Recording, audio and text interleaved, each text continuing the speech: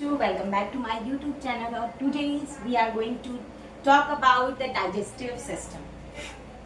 तो आइए जानते हैं डाइजेस्टिव सिस्टम होता क्या है। डाइजेस्टिव सिस्टम एक ऐसा सिस्टम है जो प्रोसेस ऑफ डाइजेशन को कैरीड आउट कराता है, या कह सकते हैं जो प्रोसेस ऑफ डाइजेशन है वो इस सिस्टम के अंदर कंप्लीट होता है।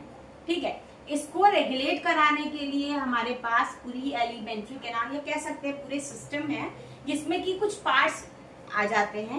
जैसे कि आप देखते होगे माउथ से खाना इंजेस्ट करते हो तो वो ईसोफेगस में आता है, ईसोफेगस में आने के बाद स्टमक में आता है, स्टमक से हमारी पास करता है स्मॉल इंटेस्टाइन,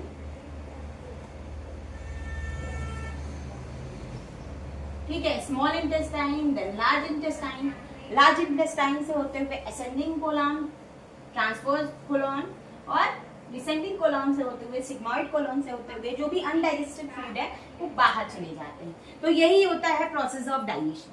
अब देखेंगे कि प्रोसेस ऑफ डाइजेशन को कंप्लीट कराने के लिए जो जो हमारे पार्ट्स हमने देखे उनके मेजर सब टाइप्स क्या क्या हैं। ठीक है, तो माउथ के अंदर हमारे कुछ मेजर पार्ट आ जाते हैं। जैसे माउथ के अंदर हम मोस्टली क्या करते हैं, खाने को फूड पार्टिकल जैसे ऑर्गन जो हैं वो सलाइवरी ग्लैंड सलाइवा निकाल रहा है, फूड को मेस्टिकेशन टंग करता है, हमारा मेस्टिकेट करता है, सलाइवा मिक्स होता है ताकि जो फूड है मॉइस्चर आ जाए और जिसकी वजह से फ्रिक्शन ज्यादा ना हो। ये सारी चीजें होती हैं, और भी सारी चीजें होती हैं। अभी टीथ है, फूड्स को क्रश करना, ग्राइंड करना, टीयर करना, उसका काम होता है। देन ऑल्सो टीथ का काम ये भी होता है च्यूइंग करना, और जिसके बाद में जो फूड पार्टिकल है वो हम सॉलो कर लेते हैं इनसाइड में। तो यही होता है मेजरली माउथ के अंदर क्या क्या ऑर्गन्स हैं अभी देखते हैं। ठीक है, माउथ के अंदर क्या हो रहा है। ठीक है, तो आइए जानते हैं माउथ के अंदर कौन कौन से ऐसे पार्ट्स प्रेजेंट होते हैं। तो माउथ के अंदर हमारे कौन कौन से पार्ट प्रेजेंट हैं, salivary gland, tongue, pharynx, larynx, palate and last one is teeth. ठीक है, तो जल्दी जल्दी खत्म करते हैं माउथ के अंदर जो भी पार्ट्स हैं। सलेवरी ग्लैंड क्या करता है, कुछ ऐसी सिक्रीशंस निकालता है जिसके वजह से एक तो पहले तो कार्बोहाइड्रेट का डाइजेशन जो होता है सलेवरी अमाइलेज से ही माउथ के अंदर ही शुरू हो जाता है। कार्ब के डाइजेशन हमारे माउथ के अंदर ही शुरू हो जाते हैं, और कुल मिला के जो सलाइवरी ग्लैंड होता है वो सलाइवा रिलीज करता है जो खाने को बहुत नर्म करता है, जिसके वजह से हमको निकलने में, swallowing करने में बहुत ही आसानी हो जाती है। नेक्स्ट है टंग। टंग के ऊपर बहुत सारे पेपिला प्रेजेंट होते हैं जो कि टेस्ट के लिए रिस्पॉन्सिबल है। आप कह सकते हैं फेरिंग्स, तो फेरिंग्स हमारा कॉमन पैसेज है फूड और एयर के लिए। देन लंग्स, लैरिंग्स क्या है, larynx is the is also called as voice box, जो कि साउंड के प्रोडक्शन के लिए रिस्पॉन्सिबल है।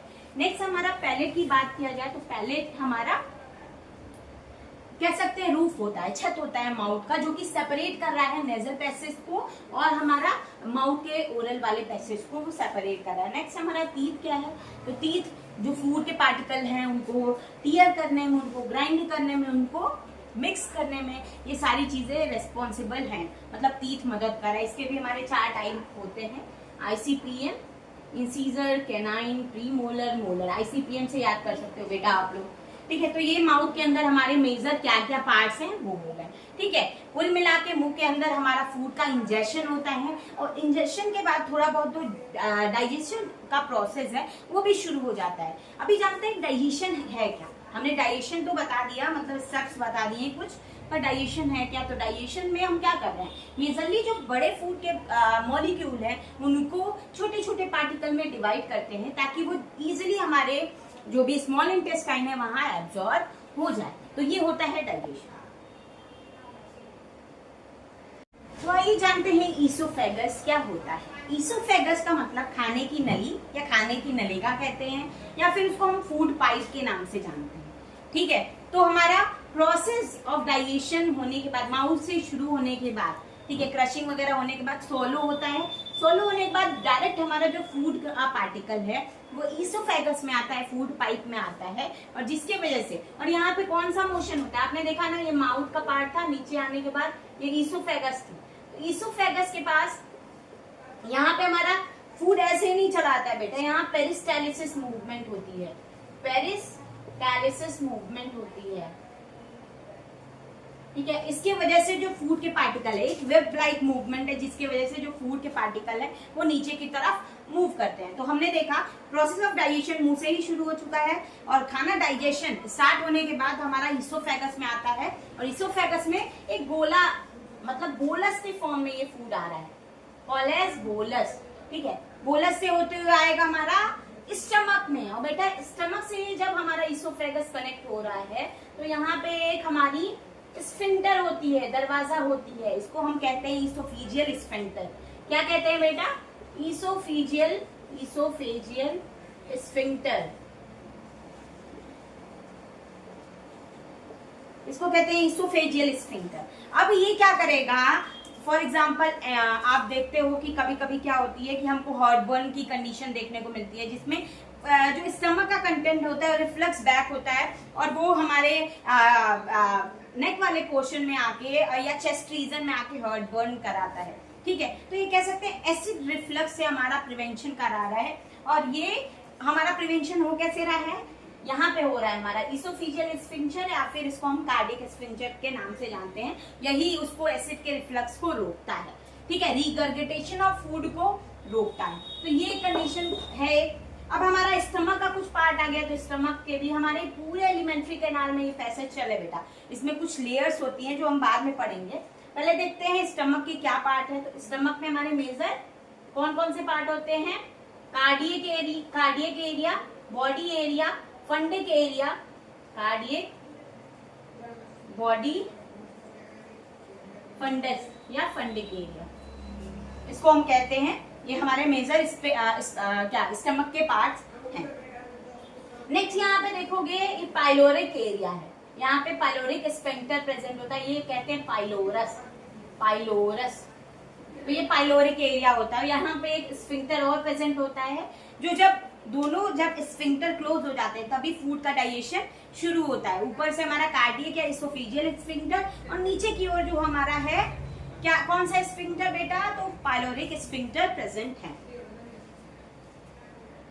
अभी हमने देखा क्या स्टमक में कैसे फूड क्रश हो रहा था। Just we are learning about the pathway, कहाँ से फूड के पार्टिकल पास कर रहे हैं या प्रोसेस ऑफ डाइजेशन कैसे शुरू हो रहा है या क्या क्या प्रोसेसिंग है। ठीक है, थोड़ा बहुत जानते हैं इसके बारे में, थोड़ा और इन डिटेल हम पढ़ेंगे। ठीक है, तो अभी हमने देखा फूड का पार्टिकल जो था प्रॉपर उसमें डाइजेशन स्टमक के अंदर में हो रहा है। स्टमक के अंदर हमारे मोस्टली HCl वगैरह प्रेजेंट होती है जो कहीं ना कहीं प्रोटीन की डाइजेशन इनिशिएट करती है बेटा। स्टमक के अंदर हमारा प्रोटीन की डाइजेशन हमारी इनिशिएट होती है। तो मोस्टली ये हम देख रहे हैं कि फूड का पार्टिकल क्रश हो गया, हम कह सकते हैं डाइजेशन शुरू हो गया हमारा स्टमक में हो रहा है। दोनों जो ईसोफेजियल स्फिंक्टर है पाइलोरिक स्फिंक्टर है इनको क्लोज करके और फूड का डाइजेशन शुरू हो चुका है। देन पाइलोरिक स्फिंक्टर से होते हुए पाइलोरस से होते हुए स्मॉल इंटेस्टाइन में फूड का पार्टिकल पास करेगा। अब वो जो बोलस था, जो गोलाकार में था बोलस था, अब वो बदल चुका है काइन में इसलिए क्योंकि तो अभी तक हमने देखा कि जो फूड पार्टिकल है अभी बोलस कह रहे थे। ठीक है, बोलस कह रहे थे जब ईसोफेगस में पास किया था फूड हमारा। अब क्या है काइन के फॉर्म में कन्वर्ट हो चुका है। जो क्या है फूड बोलस था अब काइन में कन्वर्ट हो चुका है जब वो स्टमक से बाहर निकलता है। क्यों इसको हम काइन कह रहे हैं। यहाँ पे काइन इसलिए कह रहे हैं क्योंकि अब वो HCl से अब रिएक्ट हो चुका है कह सकते हैं। ठीक है, तो इसीलिए अब इसको हम काइन कह रहे हैं। ठीक है, अब देखते हैं जो फूड पार्टिकल है वो बेटा स्मॉल इंटेस्टाइन में पास करेगा फिर लार्ज इंटेस्टाइन में पास करेगा। जैसा कि मैंने बताया था कि हम बस पाथवे देख रहे हैं कि जो फूड का पार्टिकल है कहाँ जा रहा है, कैसे कैसे पास कर रहा है या फिर कौन कौन से मेजर पार्ट होते हैं बेटा। ठीक है, या कह सकते हो एक मेजर इंट्रोडक्शन है हमारी डाइजेस्टिव सिस्टम का। ये क्लियर है। तो अब हमने आ रहा है स्मॉल इंटेस्टाइन से फूड पास करता है ड्यूडेनम, जेजुनम और इलियम में। ठीक है, ड्यूडेनम, जेजुनम, इलियम, जिसको कि याद करेंगे DJI से, ड्यूडेनम, जेजुनम, इलियम। तो ये हमारा क्या है स्मॉल इंटेस्टाइन में। स्मॉल इंटेस्टाइन के बाद फूड पार्टिकल लार्ज इंटेस्टाइन में आता है। इसको हम CCR से याद करेंगे। CCR का मतलब होता है सीकम, कोलन और रेक्टम। कोलन को हम लार्ज इंटेस्टाइन के नाम से जानते हैं। तो कोलन के भी हमारे मेजर पार्ट होते हैं बेटा, ascending colon, descending colon, transverse colon और सिग्मोइड कोलन। ठीक है, उसके बाद रेक्टम एनस से होते हुए जो भी अनवांटेड अनडाइजेस्टेड फूड है वो बॉडी से एक्सक्रीट आउट हो जाते हैं। तो यही है हमारा बेसिकली डाइजेस्टिव सिस्टम, ठीक है। बेसिक आप देखोगे ये तो हमारे पाथवे हो गए, पर इसके साथ साथ हमारे कुछ एसेसरी ऑर्गन्स भी होते हैं बेटा। ये तो हमारा मेजर पार्ट हो गया कि डाइजेशन ये कराते हैं, पर एसेसरी जो पार्ट होते हैं, एसेसरी ऑर्गन होते हैं, वो क्या करा रहे हैं, एड करते हैं, एज अ टूल वर्क करते हैं प्रोसेस ऑफ डाइजेशन को कराने में। जैसे कि हमारा कुछ पार्ट्स होता है, सैलिवरी ग्लैंड भी हमारा एक एसेसरी ग्लैंड है, pancreas as a accessory gland work कर रहा है बेटा। वो डायरेक्टली पार्टिसिपेट नहीं करता, वो कुछ सिक्रीशंस निकालता है जिसकी वजह से हमारा प्रोसेस ऑफ डाइजेशन हो पा रही है। या फिर हम देख सकते हैं कि आपका ये तो है, साथ में हमारा साइड से आप कह सकते हो liver as a gland work कर रहा है, ठीक है। तो लीवर हो गया, लीवर के बाद जो हमारा बाइल जूस जिसका प्रोडक्शन करा रहा है, देन स्टोरेज होती है, गॉल ब्लैडर हो गए, ये हमारे साइड बाय साइड वर्क करते हैं। They all are accessory organs, okay, they don't directly participate in the process of digestion, और ये मेजरली हमारा ये पाथवे है, ठीक है।